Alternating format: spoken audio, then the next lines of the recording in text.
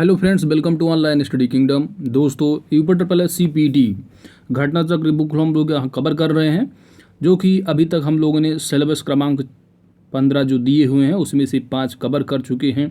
भारतीय इतिहास, भारतीय राष्ट्रीय आंदोलन, भारतीय एवं विश्व का भूगोल, भारतीय अर्थव्यवस्था और 5वां जो क्रमांक भारतीय संविधान एवं लोक प्रशासन।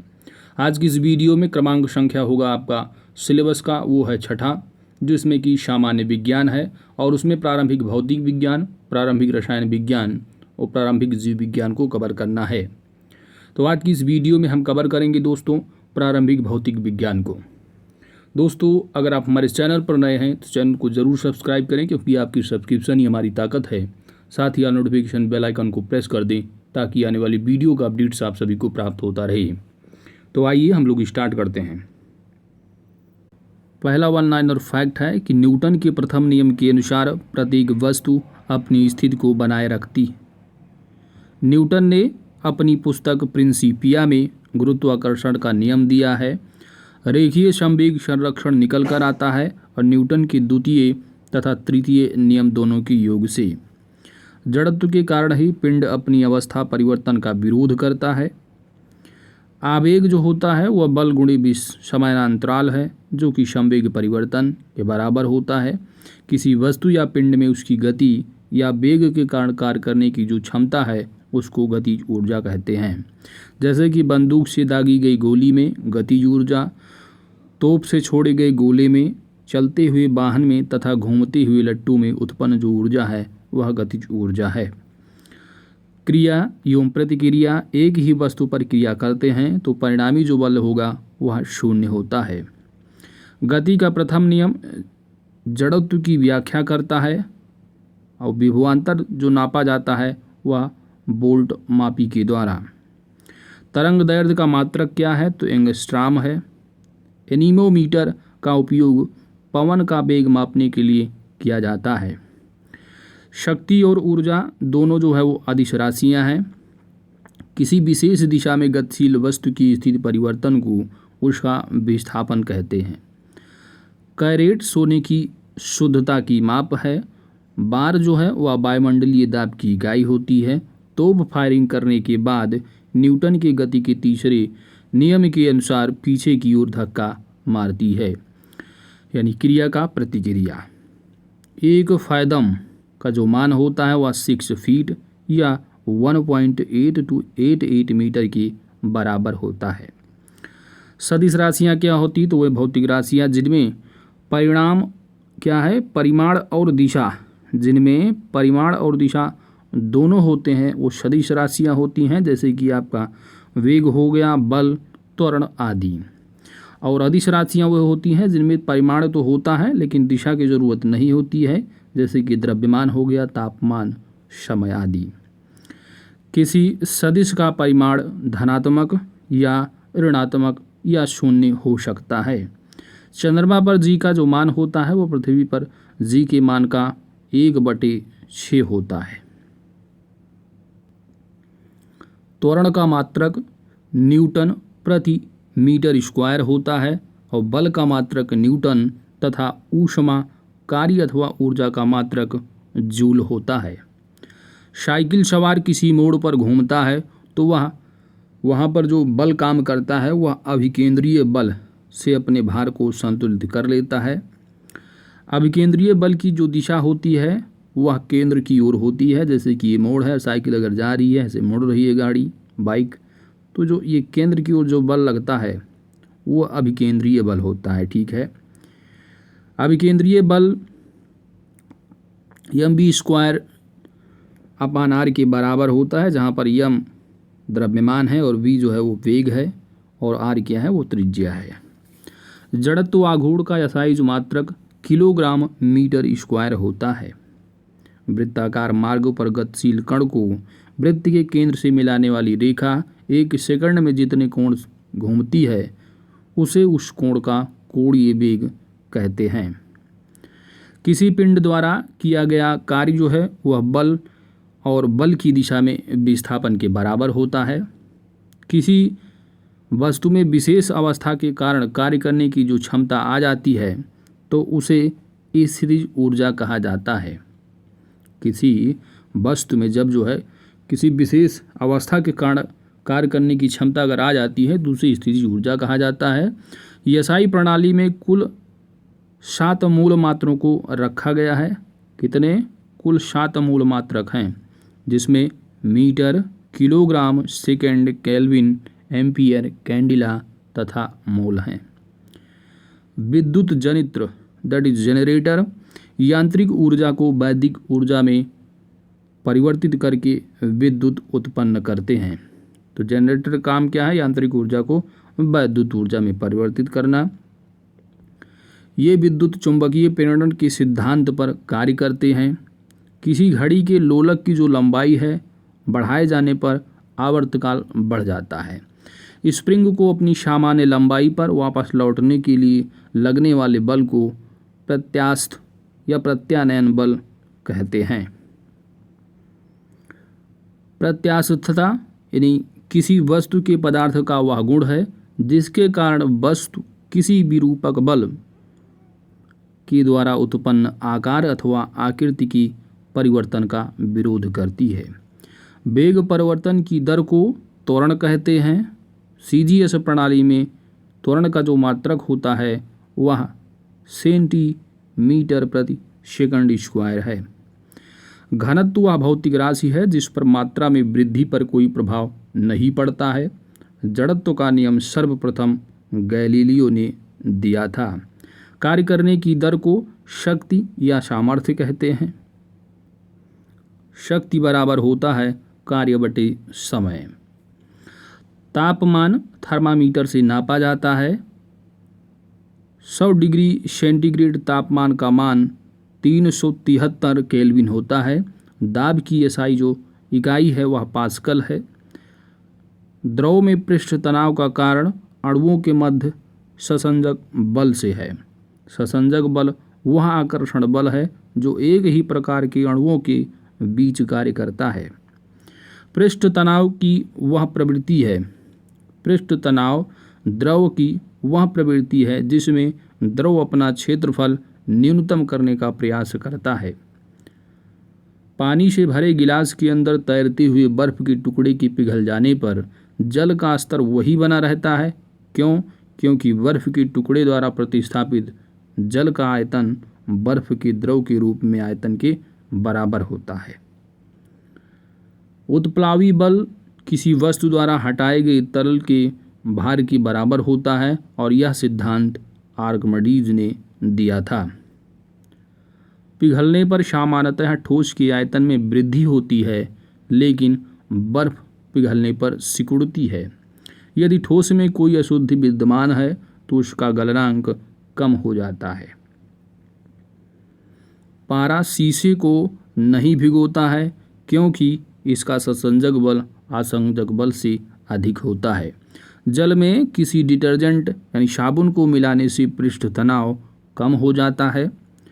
संवहन की प्रक्रिया में ऊष्मा का संचरण अणुओं के वास्तविक स्थानांतरण के द्वारा होता है। पानी की विशिष्ट ऊष्मा सर्वाधिक होती है और इसका जो मान है वह 1 कैलोरी या 4186 जूल प्रति किलोग्राम सेंटीग्रेड होता है। किसी पदार्थ के 1 ग्राम का किसी पदार्थ के 1 ग्राम का जो तापमान है 1 डिग्री सेंटीग्रेड बढ़ाने के लिए आवश्यक ऊष्मा की मात्रा को उस पदार्थ की विशिष्ट ऊष्मा कहते हैं। संघनन वह क्रिया है जिसमें वाष्प द्रव में परिवर्तित होती है। ताप बढ़ाने पर प्रत्यास्थ मान घटते हैं क्योंकि ताप बढ़ाने से पदार्थों की जो अवस्था है उसमें परिवर्तन हो जाता है। फ़ारेनहाइट पैमाने में शुद्ध जल का क्वथनांक 212 फ़ारेनहाइट होता है और अत्यधिक शीत ऋतु में पहाड़ों पर पानी की पाइपलाइनें फट जाती हैं क्योंकि पाइप में पानी जमने पर फैल जाता है। तड़ित की चमक उसकी गर्जन सुनाई देने से पहले देखने में आती है क्योंकि प्रकाश की गति ध्वनि की गति से अधिक होती है। किसी दर्पण में से परावर्तन के पश्चात तरंग की आयात में परिवर्तन होता है तरंग का आयाम बदल जाता है और तरंग की आवृत्ति, तरंग दैर्ध्य व वेग में कोई परिवर्तन नहीं होता है। कंपन करता हुआ कोई पिंड अपनी माध्य स्थिति से अधिकतम जितना विस्थापित होता है उसे आयाम कहते हैं। एक कंपन पूरा करने में लगा समय आवर्तकाल कहा जाता है और एक आवर्तकाल में तरंग द्वारा चली गई दूरी को तरंग दैर्ध्य कहते हैं।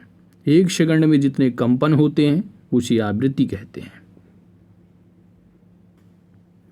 अवतल दर्पण का प्रयोग दाढ़ी बनाने, गाड़ी की हेडलाइट एवं सर्च लाइट में, सोलर कुकर में तथा आँख, कान तथा नाक की डॉक्टर द्वारा प्रयोग में लाया जाता है। तो याद रखना है कि जो गाड़ी के हेडलाइट होता है उसमें जो शीशा लगा होता है एक तरह का वो अवतल दर्पण होता है। प्रकाश का रंग तरंग दैर्ध्य द्वारा निश्चित किया जाता है। सबसे अधिक जो तरंग दैर्ध्य है वह लाल रंग के प्रकाश की होती है, जबकि सबसे कम तरंग दैर्ध्य बैगनी रंग के प्रकाश की होती है। अधिक तरंग दैर्ध्य के कारण लाल रंग अधिक दूर तक दिखाई पड़ता है, अतः सिग्नल लाल रंग के बनाए जाते हैं। विभिन्न स्थिति में उत्तल लेंस में प्रतिबिंब की लंबाई वस्तु की अपेक्षा छोटी, बराबर या बड़ी हो सकती है और अवतल लेंस में प्रतिबिंब की लंबाई सदैव ही वस्तु की अपेक्षा छोटी होती है। मोटर वाहनों में पश्च दृश्य दर्पण यानी जो पीछे देखने के लिए होते हैं, जैसे कि बाइक में भी लगे होते हैं और मोटर वाहनों में भी पीछे जो साइड देखने के लिए होता है उसमें जो दर्पण यूज किया जाता है वह कॉन्वेक्स यानी उत्तल दर्पण का प्रयोग किया जाता है। उसमें अवतल दर्पण के फोकस तथा वक्रता केंद्र के बीच रखी वस्तु का जो प्रतिबिंब होता है वह उल्टा तथा वास्तविक बनता है। साथ ही इस दूरी में रखे हुए वस्तुओं का प्रतिबिंब बड़े आकार का भी बनता है। इसलिए दंत चिकित्सकों के द्वारा अवतल दर्पण का प्रयोग किया जाता है। इको साउंडिंग एक तकनीक है जिसका प्रयोग करके सागर की गहराई को मापा जाता है। एसआई पद्धति में लेंस शक्ति की इकाई डायोप्टर है। न्यूनतम तरंग दैर्ध्य गामा किरणों का होता है जिसका तरंग दैर्ध्य परिसर 10⁻⁻14 मीटर से 10⁻⁻10 मीटर तक होता है। सर्वाधिक तरंग दैर्ध्य दीर्घ रेडियो तरंगों का होता है, सर्वाधिक, ठीक है, जबकि सबसे कम जो तरंग दैर्ध्य है वो गामा किरणों की। ऐसी तरंगें जिनका ध्रुवीकरण नहीं हो सकता है अनुदैर्ध्य तरंगे कहलाती हैं। प्रकाश विद्युत चुंबकीय तरंगे हैं, प्रकाश विद्युत चुंबकीय तरंगे हैं और विद्युत चुंबकीय तरंगों के लिए माध्यम का होना आवश्यक नहीं है। आवृत्ति का एसआई मात्रक हर्ट्ज है। इसे चक्र प्रति सेकंड भी कहते हैं। बिग बैंग का सिद्धांत, तो बिग बैंग सिद्धांत का मुख्य आधार डॉपलर का प्रभाव है जो सापेक्षिक गति की व्याख्या करता है। दूरबीन से दूर की वस्तुएं देखी जाती हैं। दूरबीन वह प्रकाशिक यंत्र है जिसके द्वारा दूर स्थित वस्तु का प्रतिबिंब आँख पर बड़ा दर्शन कोण बनाता है जिससे कि वह वस्तु आँख को बड़ी दिखाई पड़ती है। दूरबीन की आविष्कार जो रहे तो वो रहे गैलीलियो। सर्वप्रथम रोमर ने प्रकाश की चाल का मापन किया। पानी में डूबी हुई छड़ी अपवर्तन के कारण मुड़ी हुई प्रतीत होती है। रेगिस्तान में यात्रियों को कुछ दूरी पर पानी होने का भ्रम होता है। इसे रेगिस्तान की मृग तृष्णा या मारीचिका कहते हैं। 20 हर्ट्ज से कम की आवृत्ति वाली ध्वनि तरंगे अपश्रव्य तरंगे तथा 20,000 हर्ट्ज से अधिक जो आवृत्ति वाली ध्वनि तरंगे हैं वह पराश्रव्य तरंगे कहलाती हैं। 20 हर्ट्ज से 20 किलो हर्ट्ज तक की आवृत्ति तरंगे जो है वो श्रव्य तरंगे कहलाती हैं। ठीक है। दूरदृष्टि दोष वाली आँख में नज़दीक की वस्तु को स्पष्ट देखने के लिए उत्तल लेंस वाले चश्मे का प्रयोग करते हैं। जिस जगह वायु का दबाव अधिक होता है वहाँ पानी का क्वथनांक अधिक होता है और जहाँ वायु दाब कम होता है वहाँ पानी का क्वथनांक कम होता है। प्रकाश का वेग ताप पर निर्भर नहीं करता। प्राथमिक रंगों को मिश्रित करने पर जो रंग प्राप्त होते हैं उन्हें द्वितीयक या अनुपूरक रंग कहा जाता है। मनुष्य द्वारा सुनी जाने वाली ध्वनि 20 से 20,000 हर्ट्ज होती है, जबकि कुत्ते तथा बिल्लियों द्वारा 20 किलोहर्ट्ज से ऊपर की ध्वनि सुनी जा सकती है। लेजर या प्रकाश के अन्य सुसंगत स्रोतों से दो प्रकाश बीम के व्यतिकरण के बने त्रिविमीय बिंब को होलोग्राफी कहते हैं। एक अपारदर्शक वस्तु का रंग इसके द्वारा रंग का परावर्तन के कारण होता है। लेजर का तात्पर्य light application by stimulated emission of radiation है। एक्स किरण का जो उपयोग है वह टूटी हड्डियों की तस्वीर बनाने में किया जाता है।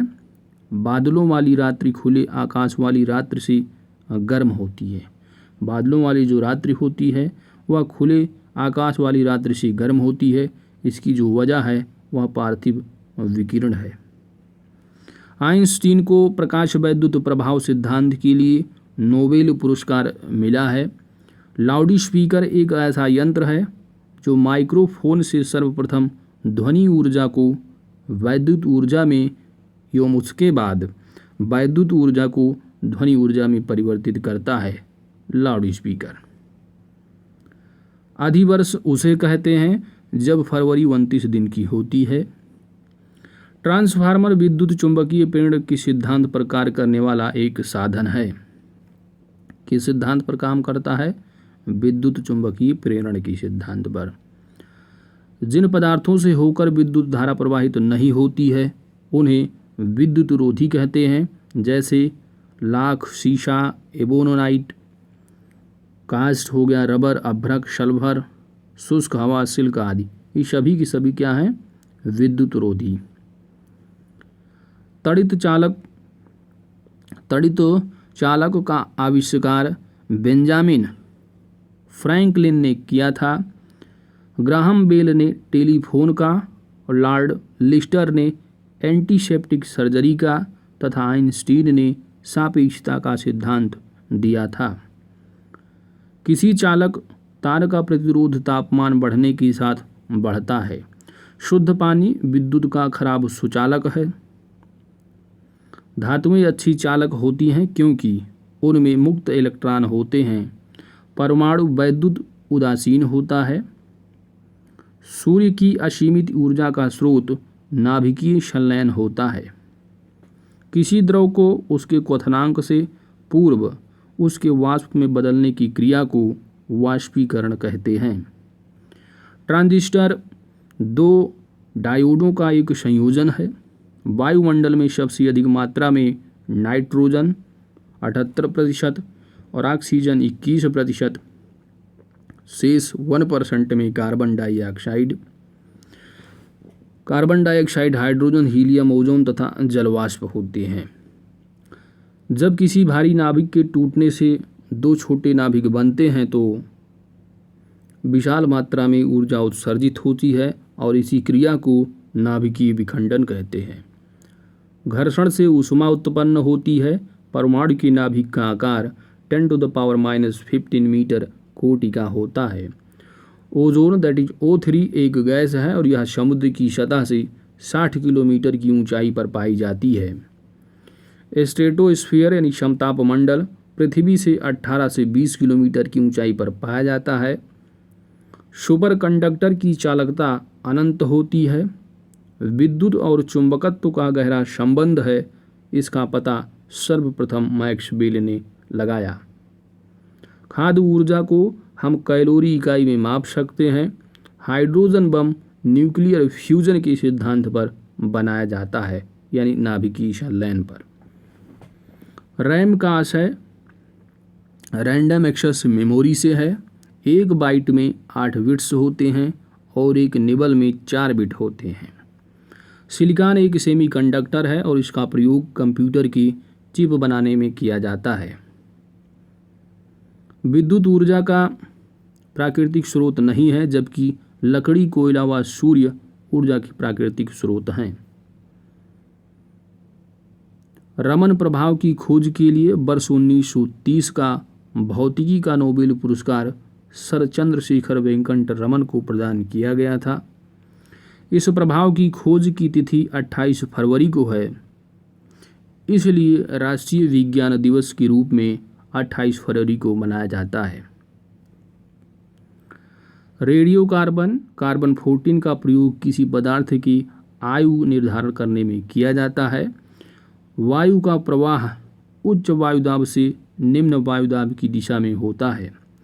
वॉशिंग मशीन की कार्यप्रणाली अपकेंद्रण के सिद्धांत पर आधारित है।